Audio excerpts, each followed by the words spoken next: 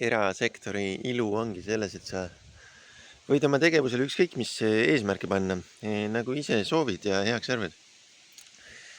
Ehk siis minul oli näiteks, kui ma äriga alustasin oma ettevõttega, mul oli eesmärk, et unistus, et mul on see veebipood, kus on minu need arvutimängud müügiks. Et selline unistus ja esimese mänguga oli eesmärk, et noh, et vaatame, äkki üks inimene ostab, et kui üks inimene juba ostab, et see on juba väga suur edu minu jaoks, et sellega ma olen juba väga rahul. Ja sellised eesmärgid on täiesti okei, seda eesmärki võib panna. Ja mulle tohutult meeldib mu see veebipood. Me tegin ta aga kõvasti väiksemaks, et noh, muidugi pakkumised on, et osta omale see maksevahendaja, talle hakkad seal mingi kuutasu maksma ja siis inimesed saavad pangalingiga ruttu maksta. Ma tõmbasin selle kõik maha, lõhkusin ära, tegin väiksemaks, tegin oma kassa. Inimesed peavad sisestama oma nime ja emaili ja siis tuleb neile arve emailile ja kui nad on selle ära maksnud, siis mina saan teate oma telefoni, et minu pangaarvel on see raha tulnud ja siis ma saadan neile selle mängu. Ja see mäng on 2 € maksab ja aasta jooksul ma olen seda 3 korda suutnud müüa, ehk siis palju rohkem, kui ma arvasin, et väga edukas on. Ehk siis see teeb ju mingi 50 senti kuus, aasta jooksul 6 €.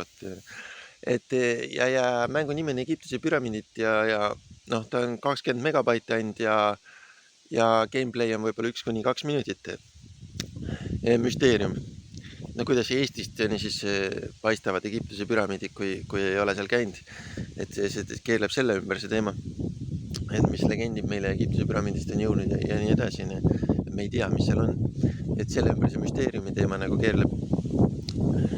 Muidugi, kes seal on käinud, võib-olla naerab välja selle mängu ja idee, aga ei pruugi olla, sest see on nagu lastele rohkem. Aga jah, et see nagu, ma tahtsingi öelda, et sa võid selle eesmärgi panna ükskõik milleks. Et sageli inimesed, mida ma olen õppinud ka pokkeripsüoloogias, pokkeritreeningutel, inimesed panevad need eesmärgid nagu ebarealistlikult kõrgeks. Et mina nüüd tulen, teen ja alustan, et minul on nüüd see hiilgav, geniaalne ettevõte ja ma saan nüüd rikkaks sellega esimene aasta. Et sellist eesmärki on võimalik seada, aga kas see on realistlik see saavutada? Et tegelikult mängude tegemine võtab ka kõvasti aega, et see hiigelmäng on pooleli ja mõtlesin, et see on aasta lõpuks valmis, aga 40% alles valmis, et tõstin selle tähtajani 2 aastat edasi, et see võtab aega ka nende tegemine, et see ei ole lihtsalt niimoodi, et mängu idee tuli ja homme või nädala aja pärast on mäng valmis müügiks. See võtab ka kuid ja aastaid aega, et mingi suurem mäng valmis saada. Ja see on sageli ka emotsionaalne läbi elamine. Ma ei ole kirjanik olnud, see on võib-olla natuke sarnane, et sa päriselt nagu pingutad ja see teost nagu tähendab sulle midagi, kui sa oled valmis saanud. Et sa oled selle kallal pusinud mitu kuud. Ja just nende eesmärkide suhtes, et sa võid panna ükskõik mis eesmärgi. Täiesti ükskõik, näiteks, et leian töötaja 2 aasta jooksul või midagi väikest, et suudan ise esitada majandusaasta aruande või et